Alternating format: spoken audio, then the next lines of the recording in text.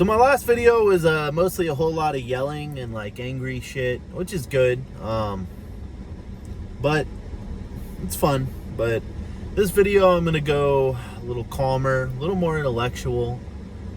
Just as a quick disclaimer, given the topic of the video, I'm by no means like a scholar of fascism, or really much of anything for that matter.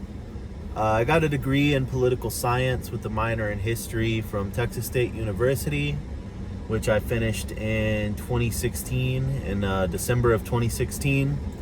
And since then, all formal education and training that I've received has been focused on emergency medicine and fire suppression. I've received no additional, other than that bachelor's that I finished almost 9 years ago, I've had no additional formal education as it pertains to politics or history. So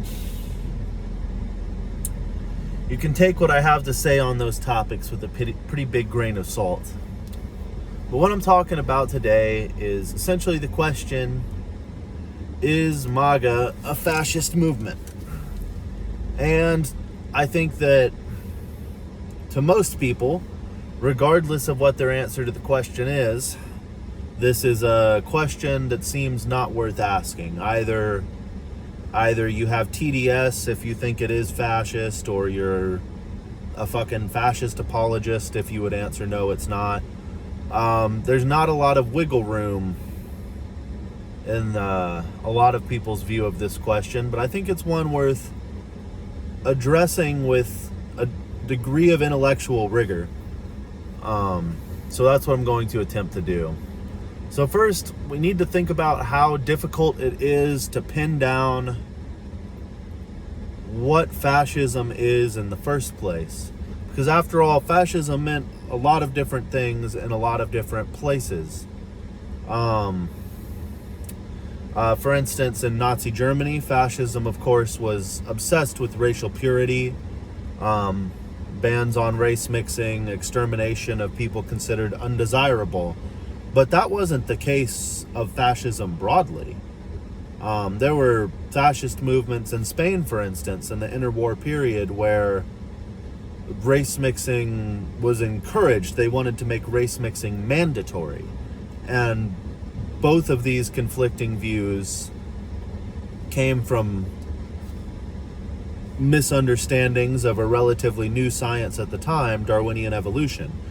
Now, of course, we understand that when we're talking about human beings as compared to other human beings, there isn't much explanatory power of evolution, because human beings have not to say we haven't evolved any, but we have not evolved all that much in the last 200,000 years. The differences that have accumulated in that time across the entire human diaspora are all relatively minor variations in what was essentially already a finished product.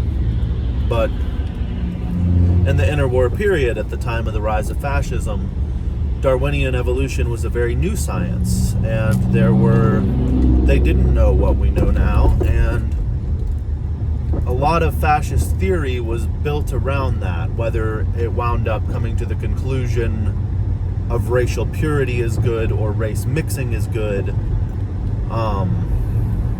It all came from the same poorly understood new science. This is why if you read communist theory at the time, if you've never looked much into fascist theory, but you have looked into communist theory and you've read their writings around that time, you might have seen a lot of references to Lamarckian evolution, which is a now fully discredited theory of evolution, and wondered why they weren't partial to Darwin. Well, this is why. It's because fascists were very drawn to Darwinian evolution and built their theories around it.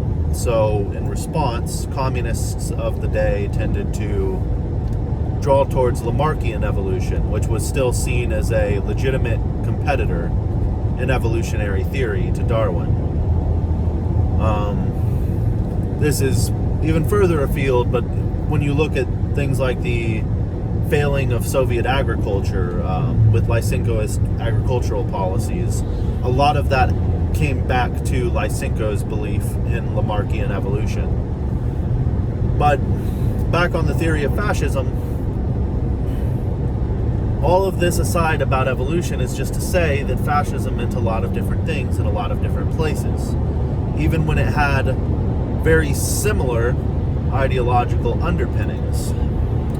And that's why fascism has always been very difficult to define. You either find definitions that exclude a lot of things that most people would consider fascist. For example, if you were to take just the writings of the Italian fascists, for example, and their theories, well, you would wind up finding that Nazism doesn't really fit the bill of fascism, which, regardless of whether back then in that ideological setting before the alliance with Hitler, the Italian fascists would have understood the Nazis in such terms, we understand the Nazis in such terms now.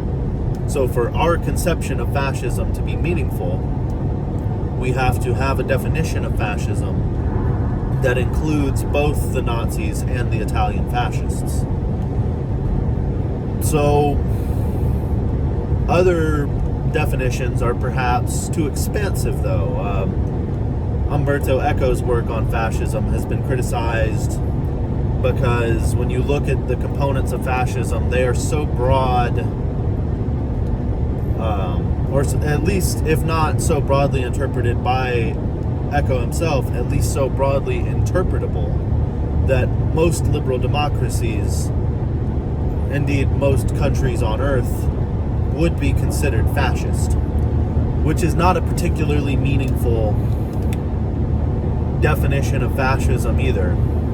And a very good friend of mine, who I was talking to a while back, who was always a very insightful woman, very casually dropped a definition of fascism that I think, while it's not the most descriptive definition you could find, fits the bill of including all the things that should be considered fascist for a definition of fascism to be meaningful, but excludes enough things from the definition of fascism for it to not be overly broad. And that's that fascism is a reactionary form of modernism. And what she followed this up with, she didn't say a reactionary and authoritarian form of modernism, but I feel that's a fair caveat. And she followed that up with saying that contrary to fascism, MAGA is reactionary postmodernism. And I would, of course, add to that reactionary authoritarian postmodernism as almost implied in the meaning. So, but I would add something else as well. I think she was pretty close on the money for the relationship between fascism and modern MAGA thought, but I think there's a crucial element that she missed that I would add to this definition. And that's the idea that fascism is reactionary modernism, authoritarian reactionary modernism that posed as anti-modernist. And I think that's very crucial. Whereas the modern MAGA movement is authoritarian reactionary postmodernism that poses as anti-postmodernist. And in this sense, I would not understand fascism, or I would not understand the MAGA movement as fascist, but as parafascistic, to steal the phrase that my friend used. And I think that fits the bill very well for what we're dealing with. Much like the fascists were obsessed with, at the time, new sciences like Darwinism, they were very modernist in their thinking, even though the conclusions they reached, we now know to be almost entirely incorrect. There probably were conclusions they reached that a broken clock is right twice a day, right? But the vast majority of their conclusions were incorrect, but their methodology was concerned with empiricism. They were concerned with these new sciences, even though they billed themselves as anti-modernist, and modernism itself as, in some form or another, degenerate, whether it was seen as, in Nazi Germany, as a Jewish imposition on German society, or a different form of imposition elsewhere. Across the board, rhetorically, modernism was viewed as degenerate by the fascists. Likewise, with the MAGA movement, they pose not as postmodernists, but everything is shifted up a step. They pose themselves fundamentally as moderates, or modernists, not as moderates. Although they do try to pose as moderate as well sometimes, which is kind of funny. But they essentially pose as modernists. What are their calling cards? This one's from Ben Shapiro, who was kind of proto-MAGA. I don't know if these days he just admits that he loves Donald Trump, or if he still does the whole I don't like Trump bit that he was doing for years. I don't pay attention to what Ben Shapiro does these days. But regardless of what his stated opinion of Donald Trump is, his slogan, "Facts don't care about your feelings," is very popular among the MAGA movement. Then you look at the intellectual basis of the MAGA movement and people like Jordan Peterson, for example. A man who's a perfect example of this phenomenon, actually, because he is a scientist, he is an evolutionary psychologist, and when he speaks trying to take on the authority of empiricism and impart it onto his ideology. And yet this same man will sit and on camera try to redefine the concept of truth, a very, very postmodernist idea. The modernists didn't believe in your truth, my truth, his truth, her truth, their truth. The modernists believed in using the scientific method to find the truth. Whereas Jordan Peterson will sit on camera and come up with a very peculiar definition of truth all to his own, while trying to claim the authority of empiricism, the aesthetics of modernism. And that is very much a postmodernist man whose intellectual movement is fundamentally postmodernist in nature, but who is outwardly clinging to a vestige of anti-postmodernism. And I think that in many ways, MAGA is much more postmodernist than the left could ever dream of being in the modern world. The areas in which the left embraces postmodernist thought tends to be in matters of abstract identity. Things like gender, things like the idea, which is an interplay between postmodernist thought and just new clinal studies, the idea of race is socially constructed, right? Matters of more abstract identity, where you draw lines on what is part of what group. That's where the left tends to apply postmodernist thought. Whereas where the right applies postmodernist thought is, what effect does this vaccine have? That's not a matter, or is the earth getting warmer? Things like that. And that's been mountingly the case in the American right wing for decades. This isn't something new to Donald Trump. It is something that he has brought to a head and infused with a more authoritarian and even more reactionary tenor. But the American right being postmodernist is not new to him, right? The idea that, oh, well, you have your truth, I have my truth, he has his truth. They've been applying this to things that even the most ardent of postmodernists usually would admit are matters of objective scientific fact, or if not the most ardent of postmodernists, maybe the second most ardent of them would admit that, right? Things like, does this vaccine work? Is the earth getting warmer? Are matters properly subjected to scientific observation. They are matters of objective reality. They aren't matters of your truth, my truth, his truth, her truth, their truth. But the right treats them as such. And I think that, and when you talk to them about it, whether they would consciously articulate it in these terms or not, they do at some level understand that they see these things in these terms. When you talk to them long enough and bring up facts and studies about why they are not just in disagreement with you on these issues, but are objectively, empirically incorrect about these things, they will give some answer that indicates that, well, that's the world you live in with your information you read. I live in my world with my information I read. Who's to say? Which is a very postmodernist answer. So all this is to say that I believe my friend's analysis is correct. MAGA is not, in the classical sense, a fascist movement.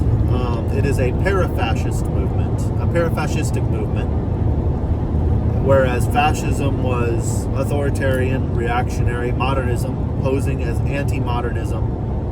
MAGA is authoritarian, reactionary, postmodernism, posing as anti-postmodernism. Now, there is one area in which MAGA is very much so similar to one of the more old school fascist movements. Not in aims, but in manner of thought. So, for those who are not familiar with the ideological underpinnings of Nazi Germany, and if you're not familiar with this, I don't blame you. Unless you're just find the most idiotic possible political theory entertaining in some measure, there's not a lot of value to be gained in reading Nazi political theory. It's asinine, foolish theory written by asinine, foolish people to justify asinine, foolish, and evil behavior. But understanding MAGA does, I believe, require understanding one aspect of Nazi political theory. So the Nazis did not admit that they were not a democracy. I know that sounds crazy now. If you're not familiar with this fact, they are the quintessential dictatorship. They are the platonic form of authoritarianism in the modern conception of what that is. The platonic form of totalitarianism, even. But they didn't admit to not being a democracy. Instead, they had a concept known as the Führerprinzip, which I'm probably mispronouncing, which is fine, because I don't care very much about pronouncing German words correctly. Translated, it's the Führer principle. The idea, essentially, was that the reason that you did not need any check on Hitler's power, the reason that you did not need any further elections after Hitler was initially elected, was because the Führer, Adolf Hitler, so embodied the will of the German people that him doing anything he wanted at any time was itself the purest expression of democracy. Which, in a purely theoretical sense, right? Obviously that was bullshit in reality, but in a purely theoretical sense, right? If somebody truly did perfectly embody the will of their nation in every thought, word, deed, maybe them just getting to do whatever they wanted would be the purest expression of democracy. It would be the will of the people expressed in an unbridled manner. And that is how the MAGA movement regards Donald Trump. And they will argue this point very openly. They say that because Trump won the popular vote this time, very interesting that they didn't make any such argument about Hillary Clinton in 2016 or Joe Biden, who won both the popular and electoral vote. The popular vote by a wider margin, of course, in 2020. They didn't make these arguments about them, of course, but they argue very openly that because Donald Trump won the popular vote, any judicial limit to his power, any procedure of government that limits his ability to do whatever he wants at any time is anti-democratic in nature. Because the purest expression of democracy is for the president that the people elected to be able to do whatever he wants at any given time. And it is not analogous to the Führer principle. It is not similar to the Führer principle. It is the Führer principle. It is not a parafascistic change to the Führer principle. It simply is the original idea applied to Donald Trump rather than Adolf Hitler. So, does this mean that Donald Trump has the same aims as Hitler? No, it does not, and I don't believe that he does. I think that Hitler was a very ideological man. I think Hitler was a true believer. This is evidenced by the fact that even as Hitler was losing the war, even as the Soviets were marching in from the east and the other allies were marching in from the west, Britain and the United States, Hitler was still taking military resources that could have been dedicated to the war effort and using them to finish the conduct of the Holocaust instead. He was wrong, but he really believed the things that he believed about the Jews. That was not just a scapegoat for him. I don't think Donald Trump believes in much of anything other than Donald Trump should have a lot of money and power. I think that his beliefs about the world can be summarized with just that. So, unless he saw it as advantageous to his own money and power, while things are like to get very bad in Trump's America, I don't think Donald Trump himself would ever have cause to open a death camp, to do anything of that nature, because it does not benefit him in any way. It wouldn't gain him any support, really, that he doesn't already have. There are people in this country who would support death camps for certain groups, but those people already support Donald Trump. So I think Donald Trump's aims are very different from those of Adolf Hitler. But the way in which he is regarded by his people is identical. The Führer principle is applied precisely, not with any change, but the precise original Führer principle is applied to Donald Trump by the modern MAGA movement. And so in answer to the original question, is MAGA a fascist movement? In a very intellectual, nerdy sense, I would say no, it's parafascistic. But in a sense that matters,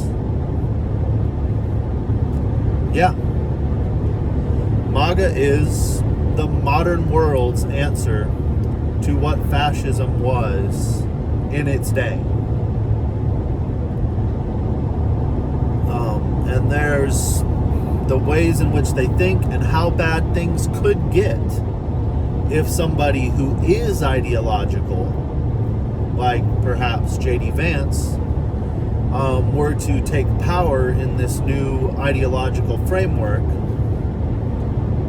things could get just as bad.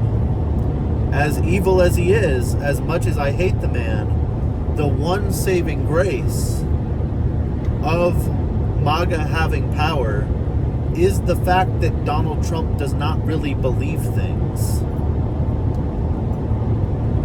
If that changes, or if who is at the helm of the movement changes, I think we will see things get very, very bad, way faster and way worse than they already are under Donald Trump. As frightening as things already are.